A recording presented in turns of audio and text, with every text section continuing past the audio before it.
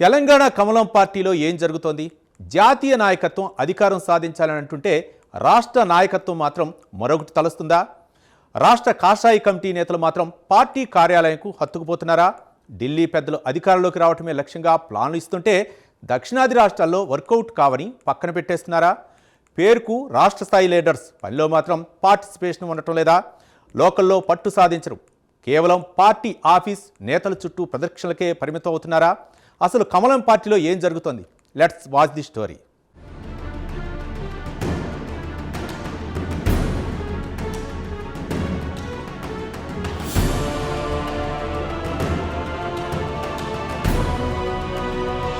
తెలంగాణ కాషాయ పార్టీలో నేతల తీరు రాష్ట్ర నాయకత్వానికి అర్థ చిక్కడం లేదట.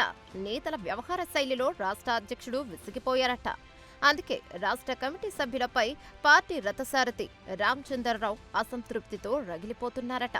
తెలంగాణ రాష్ట్ర కమిటీలో స్థానం దక్కేంత వరకు ఏదో చించేస్తామని చెప్పిన నేతలు ఇప్పుడు పార్టీ కార్యాలయం గడప దాటడం లేదట. అటు సొంత నియోజకవర్గాల్లో జనం మొహం చూడటం లేదట. ఇటు పార్టీ పని, పార్టీ కార్యక్రమాల్లో కూడా తూతూ మంత్రంగా పాల్గొని మమా అనిపిస్తున్నారట. కానీ ఫోటోలో కనిపించడానికి మాత్రం అధ్యక్షుడి పక్క నుంచి కదలటం లేదట. గ్రౌండ్లో క్యాడర్ను సమన్వయం చేయడం మానేసి కేవలం మీడియా ముందు మెరిస్తే చాలు అనుకుంటున్నారనే విమర్శలు బీజేపీ రాష్ట్ర కమిటీ సభ్యులపై వెల్లువెత్తుతున్నాయి. రాష్ట్ర నాయకత్వం చేపట్టే కార్యక్రమాల్లో వచ్చి ఫోటోస్ దిగామా, వెళ్లిపోయామా అన్న చందంగా కొంతమంది నేతల తీరు ఉందనే చర్చ పార్టీ శ్రేణుల్లో జరుగుతోంది.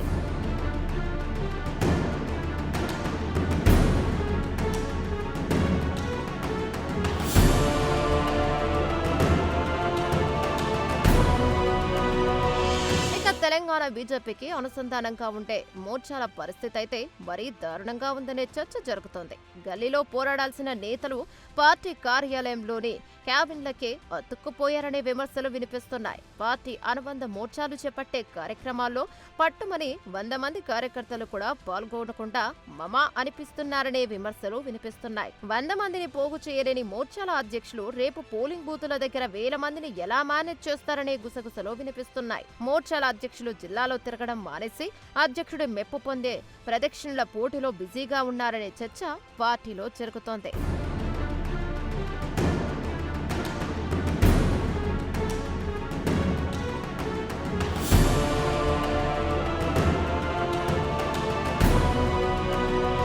పార్టీ రాష్ట్ర కమిటీలో ఉన్న నేతలు సొంత నియోజకవర్గాలలో బేస్ లేకుండా గాలిలో మేడలు కట్టేస్తున్నారనే విమర్శలు ఉన్నాయి. నియోజకవర్గాల పునర్విభజన అయ్యాక చూసుకుందాం అనే నిర్లక్ష్యపు నిద్రలో పలువురు నేతలు మునిగిపోయారట. యుద్ధం రాకముందే ఆయుధాలు సిద్ధం చేసుకోకపోతే రేపు రణక్షేత్రంలో కుప్పకూలడం ఖాయమనే కార్యకర్తలు మండిపడుతున్నారు.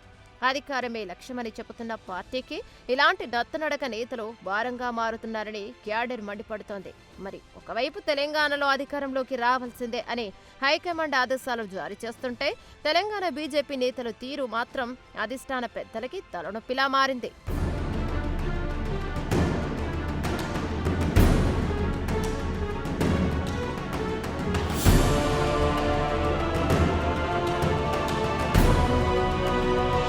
అయితే పార్టీ అధిష్టానం ఎన్నిసార్లు వార్నింగ్ ఇచ్చినా నేతల తీరులో మార్పు రావట్లేదని అంటున్నారు లీడర్లు. పార్టీ కార్యాలయానికి వచ్చామా, ఫోటోలకు ఫోజులు ఇచ్చామా, వెళ్లామా అనేలా వ్యవహరిస్తున్నారు. కానీ క్షేత్రస్థాయిలో పనిచేయడంలో విఫలమవుతున్నారనే ఆరోపణలు వినిపిస్తున్నాయి.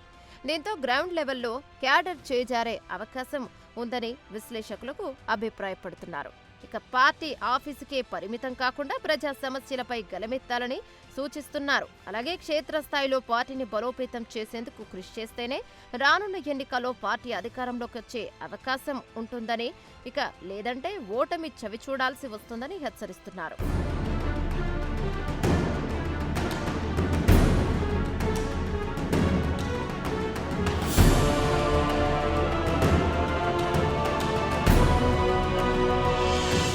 పార్టీలో నేతలంతా పార్టీ కార్యాలయంకి, పార్టీ కార్యక్రమాల్లో ఫోటో ఫోజులకే పరిమితమైతే కమలం వికసించేది ఎలా అని సగటు కార్యకర్తలు చర్చించుకుంటున్నారు. మరి ఇకనైనా రాష్ట్ర కమిటీ నేతలతో కమల సారథి పరుగులు పెట్టిస్తారా, పక్కకు తప్పిస్తారా అనేది చూడాల్సిందే.